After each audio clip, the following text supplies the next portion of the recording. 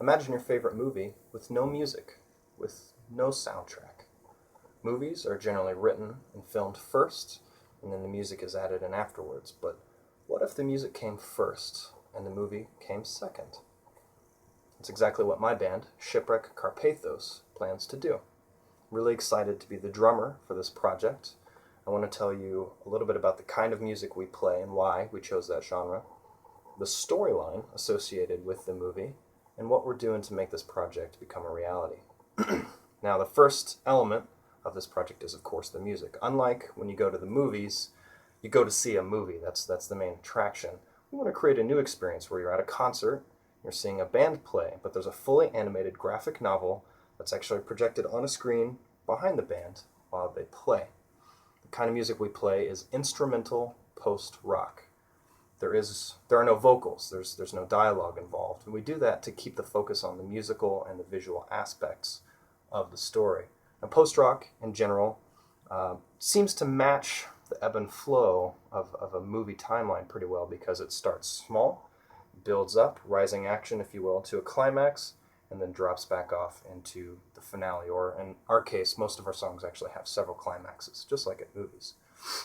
Usually it gets really loud, a very big, thick, driving wall of sound, if you will, that creates an emotional response to go with the movie. We want it to be as big as possible, which is why I play big drums. The snare drum is 8 inches deep from top to bottom, instead of the standard average, maybe 4 to 6, which you would find in most other genres of music. Now, I chose a deeper snare drum for a bigger sound because in most contemporary Western music, the snare is considered to be the backbone of the song. I wanted to have a nice, strong spine for the project, if you will, to support the whole thing from start to finish. Now, I want to tell you a little bit about the story. Just like in the music, there's no vocals, there's no dialogue in the story to keep the focus on the musical and visual aspects of everything. The story, main character, is simply referred to as the pilot. He's a man who has created a city in the sky, a beautiful place, a utopia, a haven for people. There's no crime, there's no money involved, there's no work. People just live out their lives peacefully. A mass of robots is responsible for both the upkeep of the city, cleanliness and that kind of thing, as well as serving as companions to the people that live there. The pilot actually comes home and discovers that the city has been completely destroyed. His family and everyone that he knows and loves that lives there has been murdered, and he doesn't know why. His co-pilot, a robot named Virgil, and he set off on a quest, if you will, to figure out why this has happened, exactly what happened, and to get revenge. I know that's a little vague, so instead of just leaving you with that, I want to transition and talk to you about what we're doing to make this project a reality so that you can see it for yourself. We're working closely with an artist named Alan.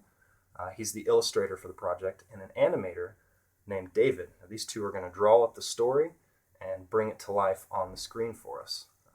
We actually played a show recently. I have a flyer for you here. This show promoted both the artists and the music. It was in an art gallery where the art of Alan was actually presented, and then we played at the end to kind of promote the whole thing in turn. And it's kind of a new thing that I think is happening more and more, where art and music are going together. We're going to play more shows like this, fundraiser shows, as well as start an online Kickstarter project where people can donate money in hopes of raising enough to pay the animator and the illustrator for their work, as well as recording an audio CD and a DVD that people can purchase so that we can distribute it to everybody. They can see the movie with its soundtrack, though it was created in the reverse order. We plan to have all of this done inside of a year. We can tour, play the shows, play the songs with the movie by next spring or summer. So, with what little bit I told you about the kind of music we play, the storyline that I gave you, though was pretty vague, I admit, and how hard we're working to make this project come to life, I hope you're as excited about it as I am.